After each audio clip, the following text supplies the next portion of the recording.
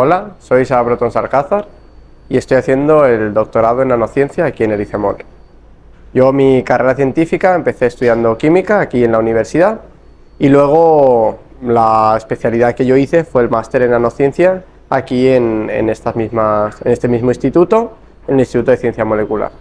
El trabajo que yo realizo en el instituto y de lo que va mi tesis está centrado en los materiales bidimensionales, materiales 2D, que esos materiales fundamentalmente son una especie de láminas de grosor atómico en algunos casos, o un poco más, pero en cualquier caso de escala nanométrica, que están apiladas unas encima de otras. En estos materiales, cuando trabajamos con el material en bulk, que se llama, como lo encontramos de manera nativa en la naturaleza, encontramos unas propiedades. Sin embargo, a la hora de separar las láminas, cuando llegamos a capas de tamaño nanométrico, aunque de tamaño lateral mucho más grande, vemos unas propiedades nuevas y mucho más interesantes. Entonces, mi trabajo consiste un poco en resolver dos problemas. El primero sería separar estas láminas y conseguir los materiales estabilizados de manera estable con las láminas separadas, que esto lleva una serie de problemas.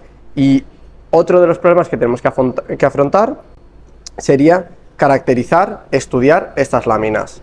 Aquí el mundo de la nanociencia tiene que estar en constante desarrollo, ya que no es lo mismo analizar, estudiar un material a gran escala que un material a escala nanométrica. Las herramientas que vamos a utilizar son muy diferentes. Un ejemplo es a la hora de ver los materiales, no podemos utilizar lupas o microscopios convencionales, tendríamos que utilizar unos microscopios especiales, como serían el microscopio de fuerza atómica o el microscopio electrónico de barrido.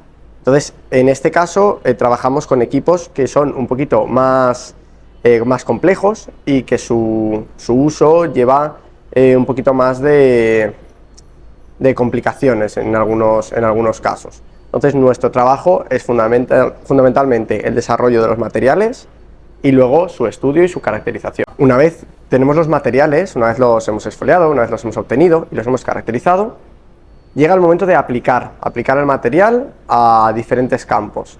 Aquí los materiales bidimensionales encuentran muchísimos lugares, muchísimos campos donde aplicarlo. Un ejemplo puede ser la catálisis, que hoy en día es muy importante para producir hidrógeno, para poder tener energías renovables.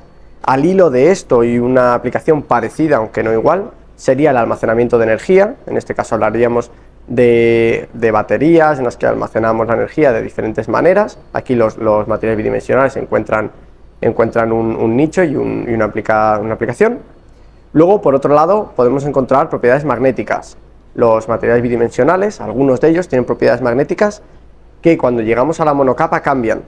Entonces, estas propiedades nos pueden permitir hacer memorias, hacer imanes, hacer una serie de dispositivos. También tenemos otra aplicación como por ejemplo aditivos, algo tan sencillo como poner unas pocas monocapas de un material en un lubricante y puede funcionar como aditivo mejorando sus propiedades o mejorando las propiedades mecánicas. En algunos cementos y hormigones se está utilizando ahora algunos aditivos que son materiales bidimensionales.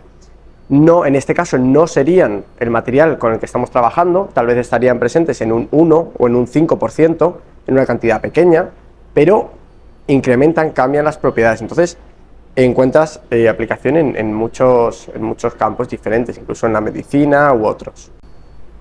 Con respecto a lo que yo hago en mi día a día como investigador, es un poco difícil resumirlo, ya que lo bueno y lo malo de este trabajo es que cada día es diferente.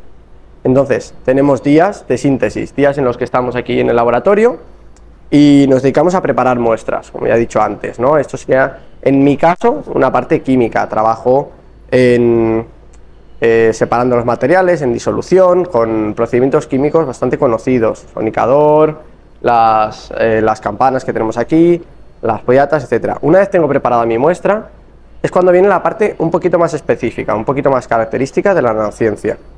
Aquí lo que yo hago, preparo mis muestras para trabajar en una FM. Una FM es un microscopio que en lugar de funcionar con luz y con lentes, como funciona un microscopio convencional, funciona con una punta de tamaño nanométrico. Entonces, ¿qué hace este microscopio? Este microscopio barre con la punta por encima de una superficie. Sería similar, análogo a un palo de un ciego en el que va tocando una superficie. Al tocar toda una superficie con un palito, una punta de tamaño nanométrico, es capaz de hacer un mapeado topográfico de la superficie, es decir, de tomar una imagen en 3D. Solo que esta imagen tiene una resolución en grosor del orden del nanómetro o incluso menos, y se pueden tomar imágenes de unas pocas micras. Este método es ideal porque cuando tenemos nuestros materiales bidimensionales los depositamos en superficies extra finas. Para esto necesitamos utilizar unas obleas de silicio que sean completamente finas, lo más perfectas posible, ya que cualquier impureza, cualquier rugosidad va a ser ya más grande que nuestras láminas. Ahí depositamos nuestras láminas y con este microscopio barremos por encima y luego nos hacemos una imagen de cómo de gruesas y cómo de grandes son nuestras láminas. Lo interesante de estas láminas es que pueden ser muy grandes, del orden incluso de los milímetros, pero muy finas. Serían como una especie de sábana, porque en grosor pueden tener 1 nanómetro. Bueno, lo que tenemos aquí es un laboratorio más o menos típico para trabajar en química. En este caso, el equipamiento más específico que tenemos sería la caja seca que tenemos aquí. Esta caja nos permite trabajar con materiales que son sensibles a la humedad y al aire. ¿Vale? Aquí lo que tenemos que tener precaución es que a la hora de entrar y sacar materiales no entre aire, y de esta manera aquí dentro podemos hacer tanto reacciones en inerte como guardar material que es sensible al aire. Luego además tenemos aquí vitrinas. Estas son típicas de cualquier laboratorio químico.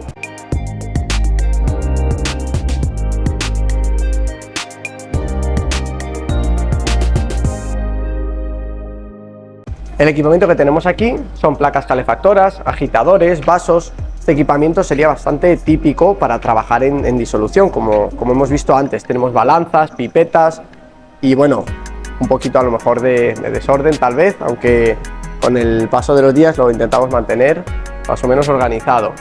También podemos ver que otros compañeros trabajan utilizando montajes más de tipo orgánico, columnas, refrigerantes, destilaciones.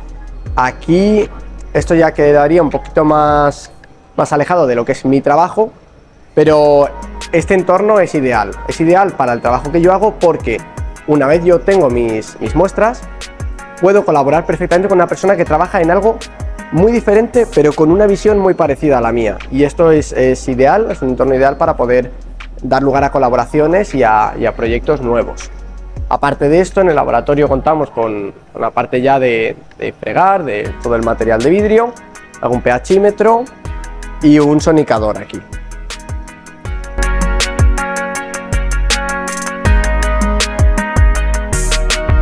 Mi interés por la ciencia en general comienza a lo mejor en el instituto, donde yo me doy cuenta que me siento más atraído hacia las asignaturas y las cosas que tienen que ver más con la ciencia. Ya hacia el final me doy cuenta que específicamente me gusta la química, que es en esencia estudiar el estado de la materia, estudiar sus cambios, estudiar sus propiedades. Y es por ello que acabo estudiando la carrera de química.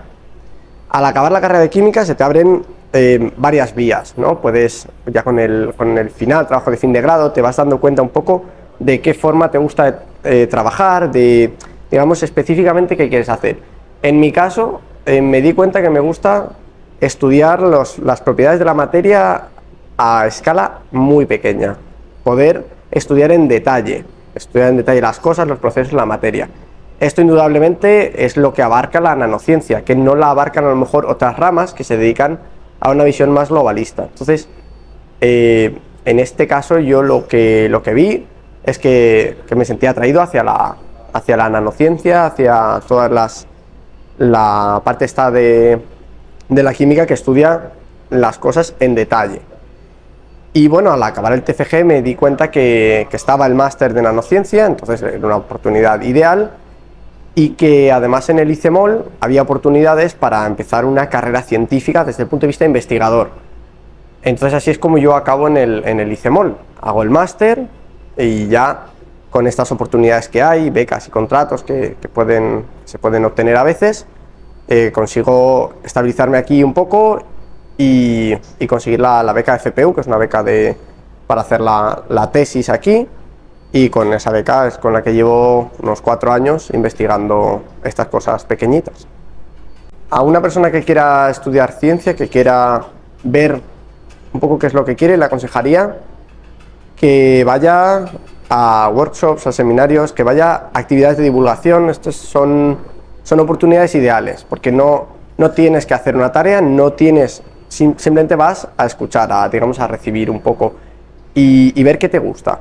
Digamos, sé que me gusta la ciencia, pero ¿qué ciencia? Sé que me gusta la química, pero ¿qué rama? ¿No? Ir entrando, ahondando un poquito cada vez, no simplemente seguir el camino de una persona que yo creo que es, bueno, es algo que tengas un referente claro, pero bueno, no hacerlo simplemente porque fulano lo ha hecho.